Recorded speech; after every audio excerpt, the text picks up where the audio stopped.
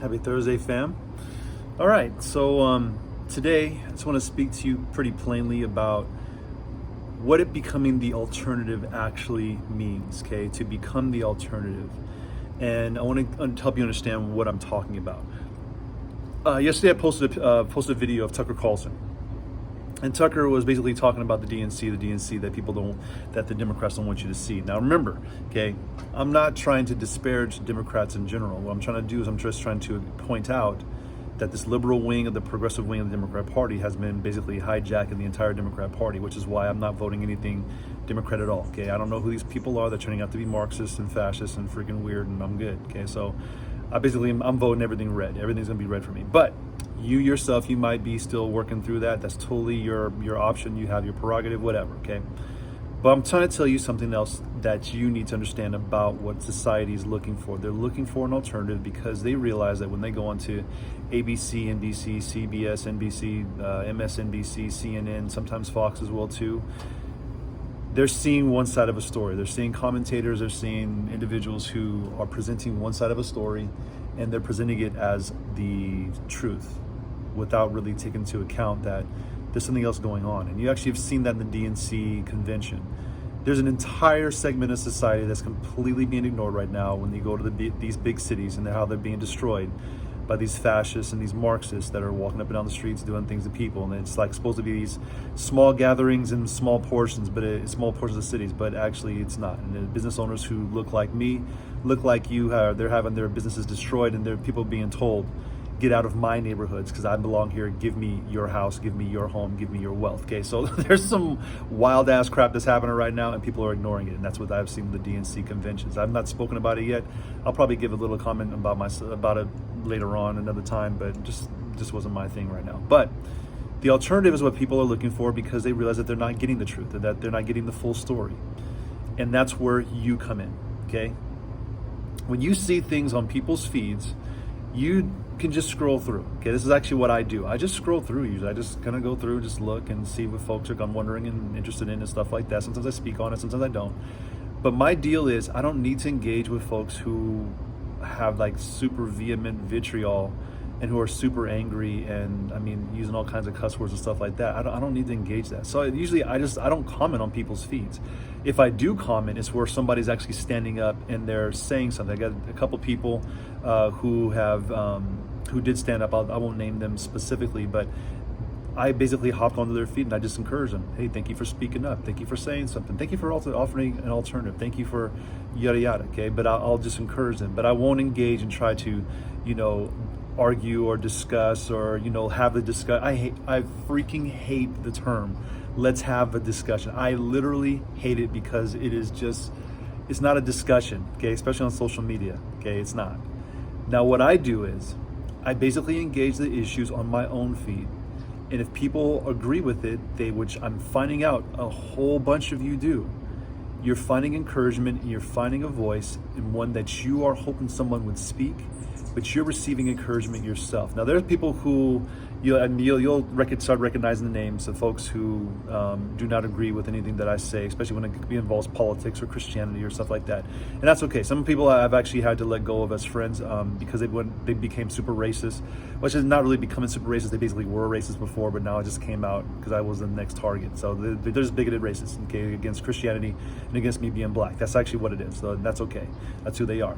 But there's other people who I've been longtime friends. We disagree, but we still are very much respectable with each other. That's a love that I have for these people. But then there's other people out there who want to school, who want to talk down to, who basically want to give ominous threats and say things that you can read through the lines, you can see it, and you can read through what they're saying. That it's a threat, and that's fine. People can threaten. If folks don't want to get at me that way, they can sure try. That's just funny to me. Like a smile, it's like take people's kindness for weakness, and you don't think the folks with the links that they'll actually do to protect themselves and families. People are just stupid. It's just really stupid. But anyway, when people disagree on your feeds, you don't have to basically engage with it all the time. You don't. In fact, you don't even have to give them any type of background. What they need to do is they need to prove what they say. Okay? You state your opinion. You be who you are, and you give the alternative to people who are looking for an alternative right through you, because people don't and are afraid to have a voice. They'll just like your comments. They may just scroll through and feed your feed and not say anything, but they are cheering you on. And I cannot tell you how many folks have done that with me. I cannot tell you that. In fact, with the venom and the vitriol, the anger, the racism and all that stuff, it's about 10% of what I actually receive, because believe me, I'm getting like 90-something% of folks who are like, please keep doing what you're doing. Why? Because they see what's going on. Now, if I see someone being, attacked or that, yeah, I'll say something. I'll basically speak up. But on my feed, if they get a little bit they start acting too funky, I'll delete their comment and I'll let them know I deleted your comment. All right, but that's what I do. So this is what I want you to do. My suggestion is this: to engage with discretion. Engage with discretion. If you post something, if you discuss something, if you have stated your opinion, engage with discretion about what's being said. If somebody comes at you sideways or is telling you that you need to consult black voices for your opinion before you state your opinion, I freaking tell those folks to take a hike. But engage with discretion. You don't need to freaking talk to these people. Let them say what they're going to say. You can delete comments, okay? Don't worry about if people get upset with you. Who cares? Who cares? They're trying to delete you even having an opinion. Who cares, okay? Delete comments. Let them know, hey, I deleted your comment because you got too vulgar. Hey, I deleted your comment because it's ridiculous. Hey, I deleted your comment because whatever. It's your prerogative. It's your prerogative, right? Post your opinions and be inviting. People are looking for an invitation to think for themselves. They are. Right now, folks are being told what to think. They're being told what to think by YouTube, by Facebook, by all these social media outlets, because these social media outlets, they don't want other opinions coming out. I mean, Tucker Carlson's video was even taken down by YouTube yesterday. And some people are able to see, some people aren't able to see, okay? So this is what happens. But you can still state your voice, you can still have your opinion. You want to be set apart, but concrete in what you believe and not concerned about the feelings of those who oppose you vehemently. You are looking to speak to those who are open to listen and who may want to have a private conversation. I'm having more private conversations in the last 3 months about ethnicity, about social justice, about the black experience. I can't tell you how many folks just want to talk and just have questions, and who do so respectfully. Some people just really want to know what's going on. So you get to be that alternative, okay? And you see who's being shouted down. You see the opinions that are of dissent. But you need to understand, if you are going to dissent, understand what you're talking about and know what it is that you believe. That's why I gave you guys those definitions to look up. And you should, I'm being serious with you, if you want to know what people are about, you need to know their why. You need to know why it is they believe what they believe, and then you can understand what it is that they're doing. So I put up before, look up on DuckDuckGo. Don't go into Google, okay? Don't go into Google, because some of the stuff is censored right now.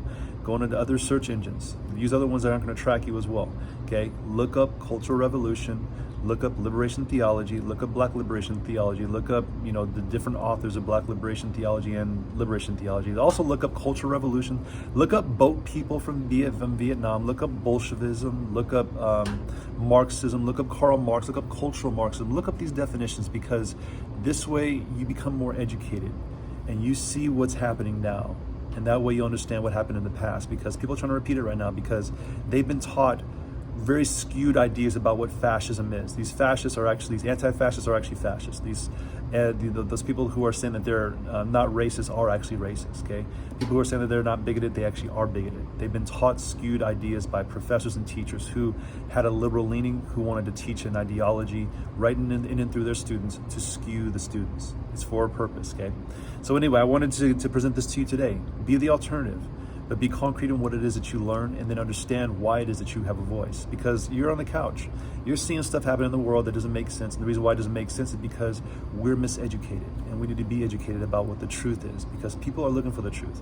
They're seeing that they're not getting the truth from these people who are screaming and yelling on the TV, who are saying that you owe them something because these people are entitled. They're ridiculous. They won't go to... I got to say something real quick, okay? The Antifa folks who went to Sturgis, I mean, I'm gonna commend them. That's some freaking balls, dude. I mean, it's stupid, but it's some balls. But the people in Sturgis, those folks, those bikers, that's legitimately some straight up Americana, man. They don't want that mess there. And you get to be that same thing too on your social media feeds with the people that you love in your social circles. Understand, you can stand as well too, because you're on the couch and you're seeing what's happening in the world, and you can say no. All right, take care, be safe out in the streets.